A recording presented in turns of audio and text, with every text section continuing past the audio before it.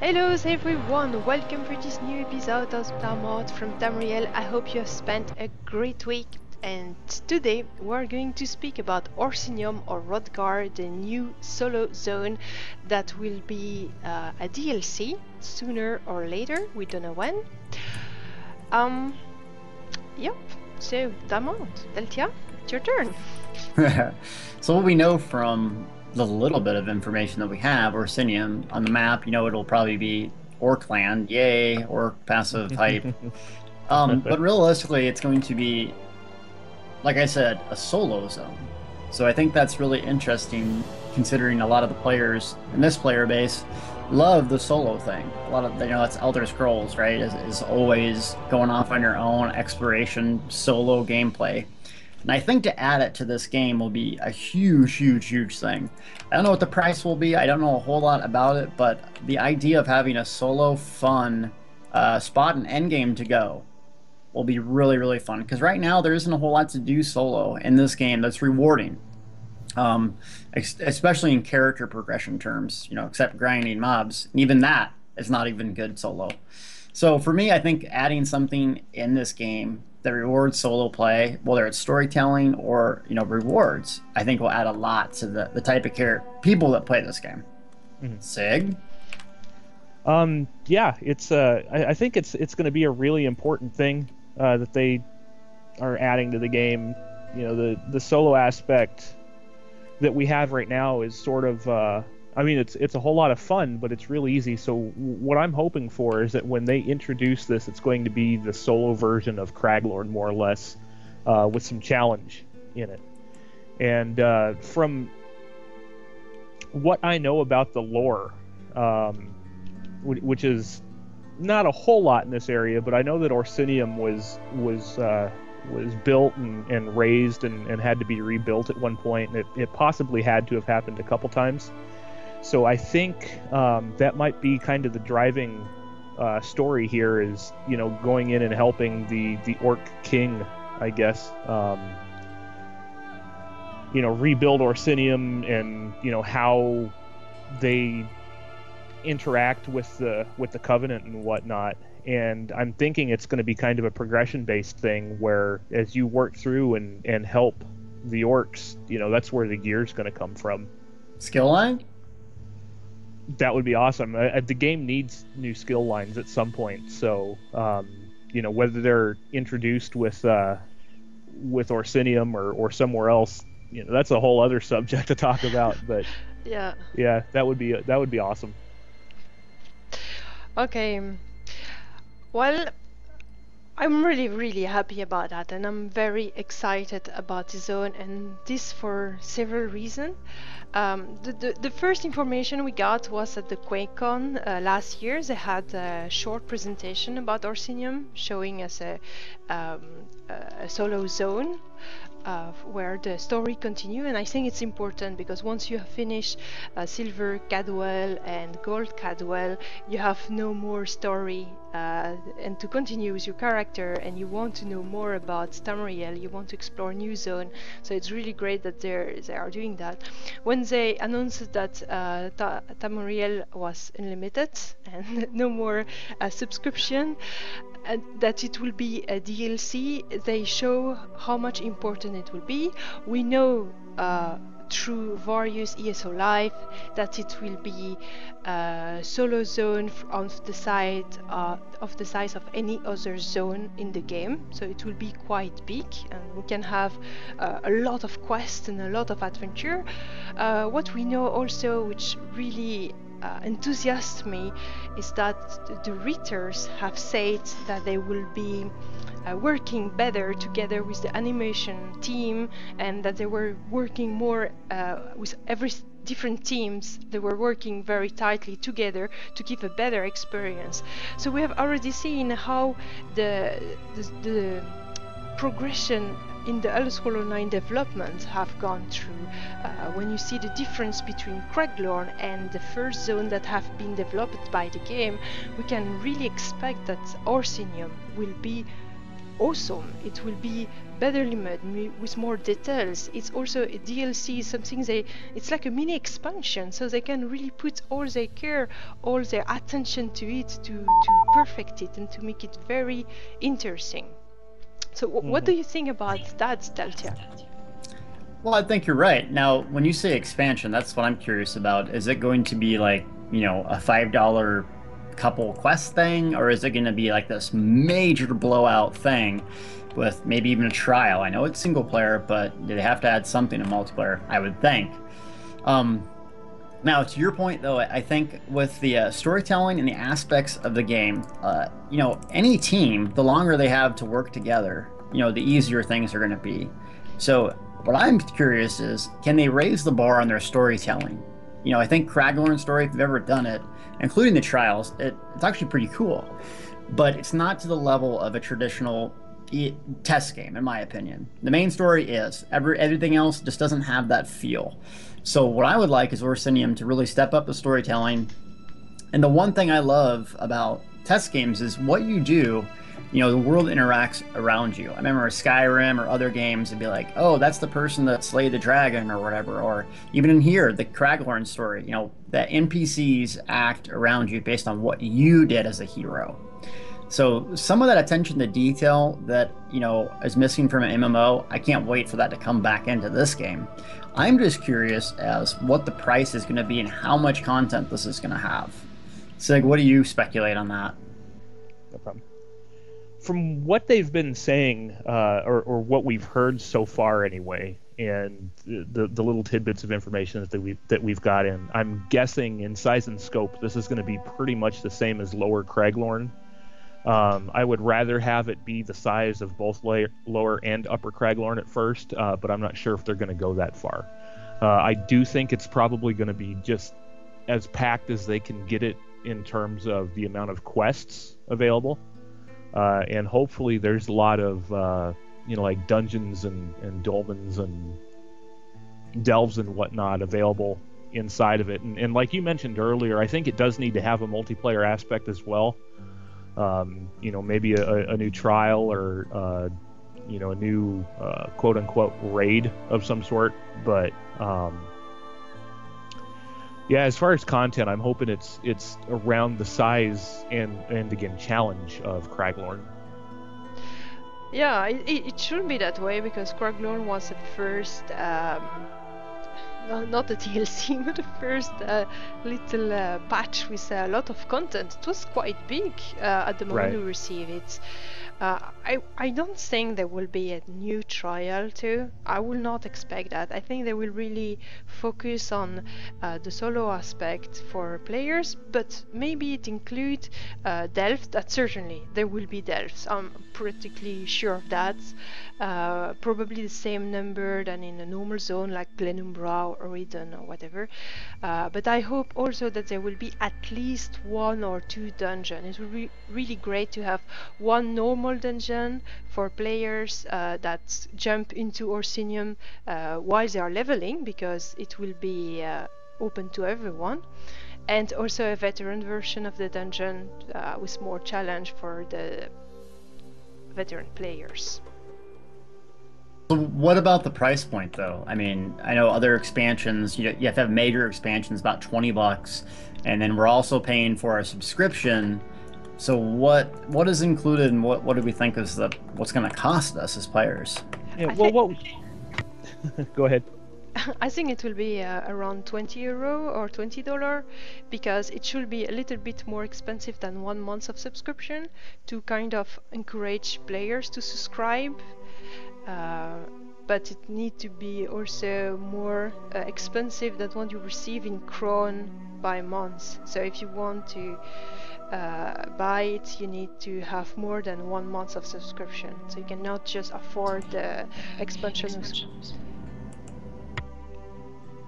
Yeah, what we do know is that the DLCs, if you are an ESO Plus member, if you subscribe to the game, the DLC is included. You don't have to pay for it.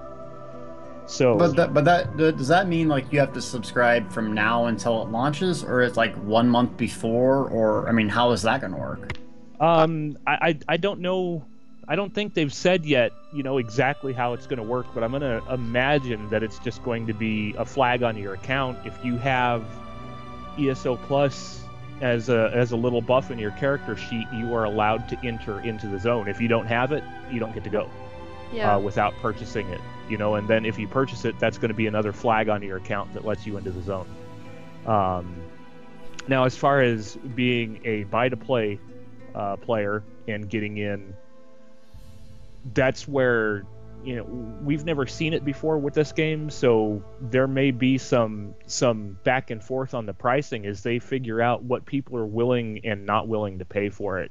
$20, if it's the size of Craglorn, $20 is fair. And to Aloha's point, as far as trying to encourage people to sub instead of buying the DLC, that's a great point. And you see other games do similar things. So yeah, I'm thinking probably in between $15 and $20 for the zone. But at that price point, I mean, it can't be frickin' Stonefalls. It's got to be Craglorn or better at that price point, I think. Yeah. That's interesting, because I mean, we haven't seen anything come out yet. Now, I will have something. So since it's solo, right? Does that mean the whole instance is based? You're just alone in the thing? Because I think it would be cool to have like an area where there's a PvP element, like a 1v1 type thing where you're rolling around and maybe some certain spot.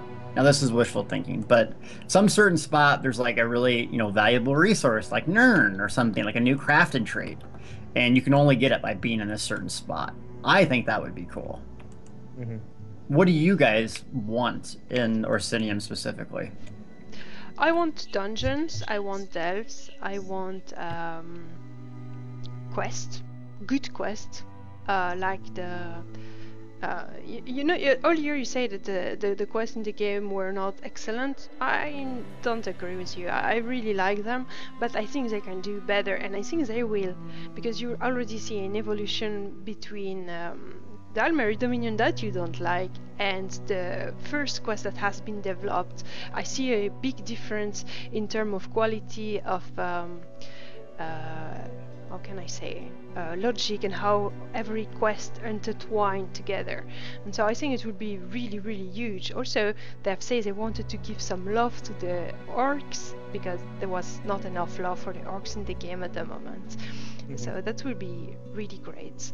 I don't People play orcs? People play orcs in this game? I've seen a little bit some today, but yeah. There's a couple of them. Magicka, Stork orcs, yeah. But yeah, I don't really want PvP, and I don't think there will be PvP, because they have said that this zone is common to everyone, but no one will see the opposite faction.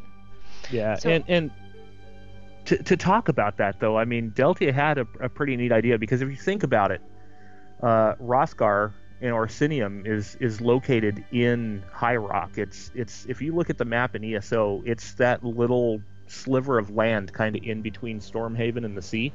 Mm-hmm. Or the top end of Bankerai and the sea. It's that area, so it's in Daggerfall Covenant territory, but you're going to have players from the other two factions in that area. So having some sort of and I guess it's going to depend on what the storyline in the zone is, but having some sort of friction in between the three different factions would make sense. It would absolutely make sense in there. And yeah, little encounters. Where let's say, what I would really like to see in this is like a repeatable dungeon. More than the delve, it needs to be hard, and it's got to have some incentive to get in it. But a solo little instance dungeon where nobody else could get in there. But let's say at the end, there's you run into another player who's running to meet and kill the boss, and you have to take him out first. How cool would that be? Yes, that would be very cool. I'm really not expecting that. Yeah, that would be cool. What I want is a couple things. So gear that actually is worth the crap. So like you said, dungeons or whatever. For me to do it, and a lot of players, yes, hello, I know it's probably not you, but a lot of players there needs to be incentive. If there's no incentive, I'm just not doing it. So I would like maybe a new currency or a drop that's really valuable. Or what about a 10th trait? I think the Cragorn stuff is really awesome. The Cragorn stuff is so cool that, you know, we got a million people out there farming Nern because it's so valuable, whether it's broken or not. I think getting another trait in that solo instance and people just swarming it to get that and killing these bosses to get these drop sets, or the drop set to learn this new trait, or the currency, I think would be really cool in this game. What do you guys think about that? Yeah, but they have said they will do some, that now the itemization will be by season, so you can earn gear by season, so I guess it will be around the DLC. We need to have more information about that because it's very vague, but it certainly will have new set of armor, maybe a new cultural motifs, probably new master weapons or stuff like that. It will probably be very exciting. What I'm really wondering though is that the zone will scale to the player, so they cannot make. Oh yeah, but maybe that's the things with the season. So even players that are level 20 can obtain this better gear. It will be level 20, so it's maybe a different set or stuff like that.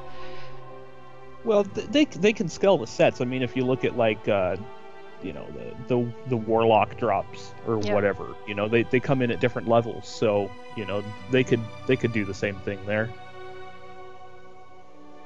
Sound is off. The seasons is a really cool idea because then like it gives you incentive to constantly play, not like other MMOs or this one right now where you get all the gear, let's say from Serpent Trial. Well, what's there left to do, right? I mean that's kind of the end game meta. I like the seasons idea, especially like season PvP rewards. I know they don't have that yet, but those are the things that keep me playing a game, is that there's always some reason to achieve something new, whether it's single player or not.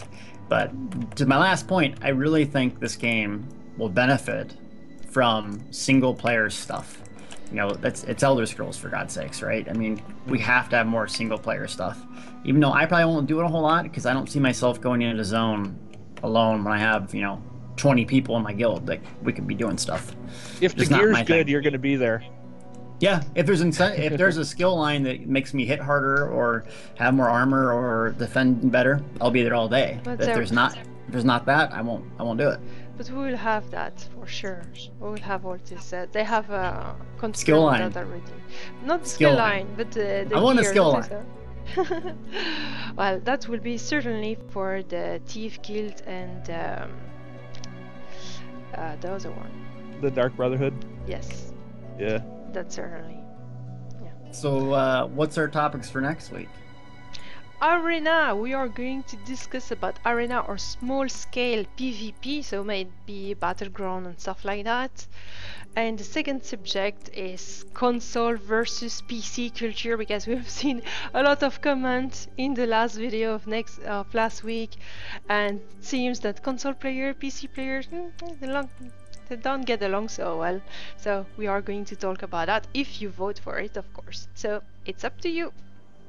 Arena or console? I can't. Or the friction between it, and you know how people treat each other. It's a little odd. But also arena PvP. Oh God, I want to talk about both these subjects so bad, especially arenas, because man. Oh, it's gonna be a cool game. Make sure you decide which one you want to talk about more, and then go make a bunch of fake YouTube accounts and pad that vote, man. Oh yeah, that's where my views come from, man. I mean, come on.